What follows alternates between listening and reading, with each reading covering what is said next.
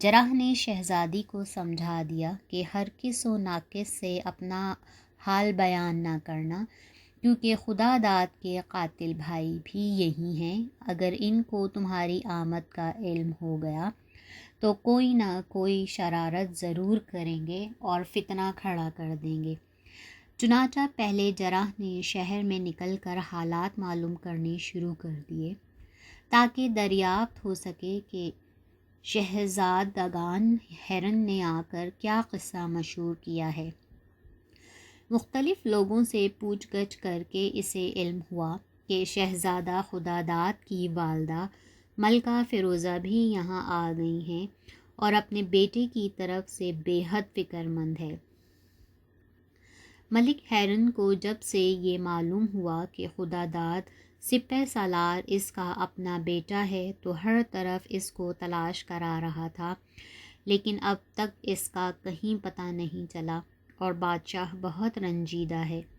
یہ سب حالات معلوم کر کے جرح سرائے میں واپس آیا اور شہزادی کو کل واقعات سنا کر کہنے لگا کہ میری رائے ہے کہ تم کسی نہ کسی طرح پہلے ملکہ فیروزہ سے ملو اور اس کو سارا ماجرا سناؤ، اس کے بعد بادشاہ تک رسائی آسان ہوگی۔ شہزادی دریابار نے بھی یہ تجویز پسند کی، چنانچہ نقاب اوڑھ کر وہ محل سرا میں پہنچی اور دربانوں سے مختلف ہینے بہانے کر کے اندر چلے جانے میں کامیاب ہو گئی۔ ایک کنیز اس کو ملکہ فیروزہ کی خدمت میں لے گئی۔ وہاں پہنچ کر اس نے تخلیہ کی درخواست کی۔ ملکہ فیروزہ نے بڑے تعجب کے ساتھ الگ لے جا کر آنے کا سبب دریافت کیا۔ شہزادی دریابار نے رو رو کر شہزادہ خداداد کی کل داستان سنائی اور جس طرح جرح کی امداد سے یہاں تک پہنچی تھی کل واقعات بھی عرض کیے۔ ملکہ فیروزہ یہ حالات سن کر بہت روئی۔ اس کے بعد اس نے ہیرن شاہ کو محل سرا میں بلا کر سب حال سنایا۔ بادشاہ دیر تک شہزادی سے مختلف سوال کرتا رہا۔ اس کے بعد سخت غصے کی حالت میں باہر گیا اور تمام شہزادوں کو بلا کر اصلی واقعات بتانے کا حکم دیا اور ساتھ ہی یہ بھی کہہ دیا کہ یاد رکھنا کہ تم نے ذرا بھی غلط بیانی کی تو قتل کرا دوں گا۔ ایک کمزور دل شہزادے نے سب ماجرا بیان کر دیا۔ اس طرح شہزادی دریابار کی مکمل تصدیق ہو گئی۔ چنانچہ ملک ہیرن نے تمام شہزادوں کو قید کر دیا اور خداداد کو مردہ سمجھ کر ایک مقبرہ بنوایا، جہاں روزانہ خود جا کر فاتحہ خوانی کرتا اور اپنے قابل و ہونہار لڑکے کو یاد کر کے روتا۔ ابھی بادشاہ کا رنج و غم کم بھی نہیں ہوا تھا کہ قریب کے ایک دوسرے بادشاہ نے، جسے معلوم ہو گیا تھا کہ خداداد سپہ سالار قتل ہو گیا ہے، دوسرے شہزادی بھی قید ہیں، ہیرن شاہ کے ملک پر حملہ کر دیا۔ بادشاہ کے پاس جو کچھ فوج تھی اس کی مدد سے مقابلہ شروع کیا، لیکن وہ دل شکستہ ہو چکا تھا، جم کر مقابلہ نہ کر سکا، یہاں تک کہ ملک ہیرن کی سپہ پسپا ہو کر دارالسلطنت کے قریب پہنچ گئی اور یقین تھا کہ دشمن غالب ہو جائے گا کہ چند سوار بے تحاشا گھوڑے دوڑاتے ہوئے بادشاہ کی خدمت میں آئے اور ادب بجا لا کر عرض سے مبارک ہو، شہزادہ خداداد ماں کثیر فوج کے آ گئے ہیں۔ بادشاہ جوش مسرت میں آ کر کھڑا ہو گیا اور اسی وقت گھوڑے پر سوار ہو کر اپنے ہونہار بیٹے کے استقبال کو چلا۔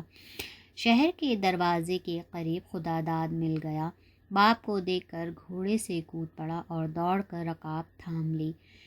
ملک ہیرن بھی گھوڑے سے اتر کر بیٹے سے لپٹ گیا اور دیر تک محبت کے آنسو بہاتا رہا۔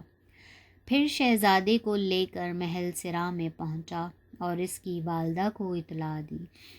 ملکہ فیروزہ نے آ کر بیٹے کو پیار کیا اور شہزادی دریابار کے آ جانے کی بھی خوشخبری دی۔ شہزادہ سب سے مل ملا کر باپ کے ہمراہ دربار میں آیا اور اسی وقت افسران فوج کو بلا کر صورتحال کے متعلق مشورہ کیا اور یہ تجویز قرار پائی کہ دشمن پر حملہ کرنا چاہیے۔ چنانچہ خدا داد کے زیر کمان ایک مضبوط دستہ تیار ہوا اور ان لوگوں نے بے جگری سے دشمن کی فوج پر چھاپا مارا۔ منصوبے کے مطابق رات میں دشمن کی فوج کے مختلف حصوں پر کئی شب خون مارے گئے۔ پھر شہزادہ واپس آ گیا۔ تمام فوج میں مشہور ہو گیا، سپہ سالار شہزادہ خداداد واپس آ گیا ہے۔ اس سے فوج کا حوصلہ بلند ہو گیا۔ حسب معمول جنگ شروع ہوئی۔ دشمن خداداد کے حملے کی تاب نہ لا کر فرار ہو گئے۔ خداداد نے تعقب کر کے تمام فوج کو تتر بتر کر دیا اور بفتح فیروزی واپس تمام ملک میں فتح جشن کا اعلان کر دیا۔ دوسرے روز بادشاہ نے خداداد کی شادی دریابار سے کر دی۔ شادی کے روز خداداد کے اصرار پر ملک ہیرون نے سب شہزادوں کو بھی رہا کر دیا۔ سب بھائی خداداد کی یہ سیر چشمی دیکھ کر گرویدہ ہو گئے اور عہد کر لیا کہ آئندہ جہاں خداداد کا پسینہ گرے گا ہم اپنا خون بہا دیں گے۔ بادشاہ نے جرح کو بہت کچھ انعام دے کر رخصت کیا۔ خداداد نے اپنا حال بادشاہ سے عرض کیا کہ شہزادی دریابار مجھے چھوڑ کر جب جرح کی تلاش میں گئی تو اس کے بعد ایک سانڈنی سوار آیا اور مجھے زخمی دیکھ کر اپنے ساتھ لے گیا۔ وہاں بڑی محنت سے میرا علاج کرایا۔ جب میں تندرست ہو گیا تو اس زمانے میں یہ جنگ چھڑ گئی۔ وہ علاقہ بھی ہماری سلطنت میں تھا۔ میں نے کچھ سپاہی اکٹھے کیے اور آپ کی خدمت میں حاضر ہو گیا۔ بادشاہ نے اس شخص کو بلا کر جس نے شہزادے کا علاج کیا تھا انعام و اکرام دیا کہ 7 پشت تک کافی ہوگا۔ سب لوگ اس کے بعد ہنسی خوشی رہنے لگے اور پھر کوئی مصیبت انہوں نے نہیں دیکھی۔ یہ کہانی شہرزاد کہنے لگی کہ کل انشاءاللہ سوتے جاگتے کی کہانی سناؤں گی جو اپنی نظیر آپ ہے۔ بادشاہ نے اس روز بھی قتل کا ارادہ ملتوی کر دیا اور اپنے کاروبار شاہی میں مصروف ہو گیا۔ سوتے جاگتے کی حکایت۔ دوسری شب کو شہزادی نے حسب وعدہ کہانی سنانی شروع کی۔ خلفائے عباسیہ کے مشہور اور عظیم بادشاہ ہارون الرشید کے دور حکومت میں ایک دولت مند اور صاحب لیاقت تاجر تھا۔ اس کا انتقال ہو گیا۔ اس نے ایک لڑکا ابوالحسن چھوڑا۔ مال و دولت کی کمی نہ تھی۔ ابوالحسن نوجوان تھا، عیش و عشرت میں پڑ گیا۔ بغداد کے بے فکر خوشامدی چاروں طرف سے اس کے ارد گرد جمع ہو گئے۔ ہر روز محفل نغمہ و سرور منعقد ہوتی۔ 10-20 دوست دسترخوان پر شریک طعام ہوتے اور خوش نزاقی میں وقت گزر جاتا۔ ابوالحسن کی ماں نے بیٹے کو ہر چند سمجھایا لیکن دولت کا نشہ ایسا نہ تھا کہ آسانی سے اتر جاتا۔ بہرحال یہ راگ و رنگ کچھ روز چلتا رہا۔ دولت ختم ہو گئی تو مطلب پرست احباب بھی رفتہ رفتہ کنارہ کش ہونے لگے اور نوبت یہاں تک پہنچی کہ ابوالحسن بے یار و مددگار تنہا رہ گیا۔ تو اس وقت اسے ہوش آیا۔ وہ ماں کے قدموں پر گر کر بہت رویا اور اپنی غلطی اور ندامت کا اظہار کیا اور اجازت چاہی کہ دوسرے شہر میں جا کر ملازمت کی تلاش کرے۔ ماں نے محبت سے بیٹے کو سینے سے لگایا اور کہنے لگی کہ تم اعتدال سے زندگی بسر کرو اور اپنی گزشتہ عادتوں سے آئندہ کے لیے سبق حاصل کرو، تو یہاں بھی کچھ نہ کچھ ہو سکتا ہے۔ چنانچہ ماں نے کچھ اشرفیاں دے کر کاروبار کے لیے ہدایت کی۔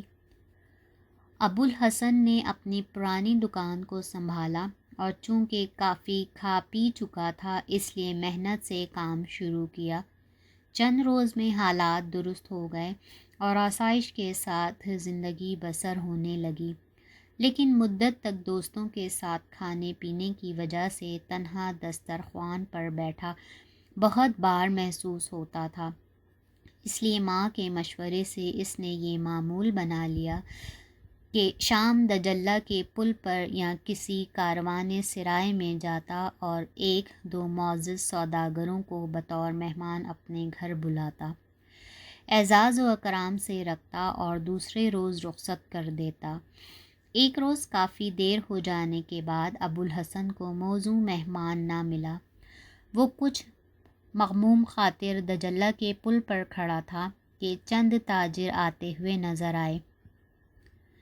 ابوالحسن نے بڑھ کر سلام کیا اور پوچھا کہاں سے تشریف آوری ہوئی؟ مسافروں نے، جو حقیقتاً خلیفہ ہارون الرشید، جعفر وزیر اور مسرور غلام تھے، انہوں نے کہا ہم موصل کے سوداگر ہیں، راستے میں دیر ہو گئی اور اب باہر جا رہے ہیں۔ ابوالحسن نے بااصرار اپنے یہاں چلنے پر مجبور کر دیا اور خوشی خوشی مہمانوں کو لے کر گھر آیا۔ بڑے احترام سے تینوں کو مسند پر بٹھایا، پھر غلام کو کھانے چننے کا حکم دیا۔ خلیفہ و جعفر حیران تھے کہ آخر اس ساری کارروائی کا کیا مطلب ہے۔ آخر جعفر نے خلیفہ کے اشارے سے دریافت کیا کہ ہم آپ کی مہربانی اور نوازش کا سبب ضرور معلوم کرنا چاہتے ہیں، جو بلا کسی پہلی واقفیت کے آپ ہم پر کر چکے ہیں۔ ابوالحسن نے نہایت سادگی سے کل قصہ سنا دیا اور کہا کہ صرف اپنی عادت سے مجبور ہوں، تنہا کھانا کھایا نہیں جاتا اور بغداد کے دوستوں سے متنفر ہوں اور ان کی صورت تک دیکھنا نہیں چاہتا۔ خلیفہ ابوالحسن کی دلچسپ داستان سن کر بہت مسرور ہوا۔ کھانے کے بعد بیند و شراب پیش کی گئی۔ خلیفہ نے صرف بیند کی تھوڑی سی مقدار پی، لیکن ابوالحسن برابر جام پر جام چڑھاتا رہا۔ جب سرور میں آیا تو ابوالحسن اور بھی بے تکلف ہو گیا اور اپنے دوستوں اور گھر کے قصے سناتا رہا۔ خلیفہ ہارون الرشید اس کی سادہ فطرت سے بہت خوش ہوا اور جعفر سے کہا کہ میں اس کے ساتھ کچھ اچھا سلوک کرنا چاہتا ہوں۔ دوران گفتگو ابوالحسن نے نہایت لاپرواہی سے جواب دیا کہ خدا کا دیا ہوا میرے پاس سب کچھ ہے، آپ لوگوں کی میزبانی کا شرف حاصل کرنے میں میری مدد طلب کرنے کی نیت نہیں تھی۔ اتفاقاً محلے میں شور ہوا اور ہائے ہو کی آوازیں آنے لگیں۔ ابوالحسن نے آہ سرد بھر کر کہا، اے کاش میں ایک دن خلیفہ بغداد ہو جاتا تو اس مسجد کے مؤذن اور اس کی ٹولی کو ایسی سزا دیتا کہ ان کا مزاج درست کر دیتا۔ اور اپنے مہمانوں کی طرف مخاطب ہو کر کہنے لگا، آپ یہ شور سن رہے ہیں جو باہر ہو رہا ہے؟ غالباً مؤذن اور اس کی جماعت کے آدمی کسی شریف ملازم کو پریشان کر رہے ہیں۔ ان کی عادت ہے کہ راہ چلتے لوگوں کو تنگ کرتے ہیں، برقع پوش عورتوں سے غیر اخلاقی حرکت سے بھی نہیں چوکتے۔ غرض سارا محلہ ان سے تنگ ہے، لیکن بدمعاشوں کے خوف سے سب خاموش ہیں۔ یہ کہہ کر ابوالحسن اٹھا اور معذرت کر کے قضائے حاجت کے لیے چلا گیا۔ خلیفہ سے جعفر نے کہا، میں ابوالحسن کو خلیفہ بنا کر دیکھنا چاہتا ہوں کہ یہ کیا کرتا ہے۔ جعفر مسرور ہنسنے لگے اور عرض کیا کہ کیوں غریب آپ کو دیوانہ بناتے ہیں؟ خلیفہ نے کہا کہ نہیں، یہ تماشا میں ضرور دیکھوں گا اور پھر اس سے مناسب سلوک کروں گا۔ مسرور نے کسی تیز دوا کا عرق نکال کر شراب میں ملا دیا اور ابوالحسن کی واپسی کا انتظار کرنے لگا۔ اتنے میں وہ آ گیا۔ مسرور نے ایک جام بھر کر پیش کیا اور کہا، یہ آپ کا جام صحت ہے، نوش فرمائیے۔ خوش دل ابوالحسن بے تکلف پی گیا۔ تھوڑی دیر میں دوا کا اثر شروع ہوا اور ابوالحسن وہیں آرام دہ تکیے پر سر رکھ کر گہری نیند سو گیا۔ خلیفہ کے ایما پر مسرور نے اس کو اٹھا کر کندھے پر رکھا اور خاموشی سے شاہی محل کی طرف روانہ ہو گئے۔ خلوت میں پہنچ کر ہارون الرشید نے کنیز اور غلاموں کو اکٹھا کیا اور حکم دیا کہ میرا لباس پہنا کر میرے پلنگ پر سلا دو، اور صبح کو جس طرح مجھے بیدار کرتے ہو اس کو اٹھاؤ، امیر المومنین کہہ کر مخاطب کرو، ہر قسم کا ادب و قاعدہ اس کے ساتھ برتو، اگر یہ انکار کرے تو تعجب کا اظہار کرو کہ امیر المومنین آج کیسی باتیں کرتے ہیں، غرض ہر طرح اس کو یقین دلا دو کہ یہ خلیفہ بغداد ہے، خبردار کوئی نہ ہنسے اور نہ کسی قسم کا مذاق کرے۔ سب نے تعلیم حکم کا اقرار کیا اور ابو الحسن کو لباس بدلوا کر خلیفہ کی خلوت قدہ میں لٹا دیا۔ اس کے بعد خلیفہ ہارون الرشید نے جعفر کو مخاطب کر کے کہا کہ کل صبح دربار عام میں جو کچھ حکم دے تعمیل کی جائے، امراء و وزراء کو ہدایت کر دینا کہ اس کے ساتھ وہی معاملہ برتیں جو میرے ساتھ برتا جاتا ہے۔ جعفر ہنستا ہوا چلا گیا۔ خلیفہ نے زبیدہ کو بھی کل قصہ سنایا، چنانچہ وہ بھی اس لطیفے کو دیکھنے کی بے حد مشتاق ہو گئی۔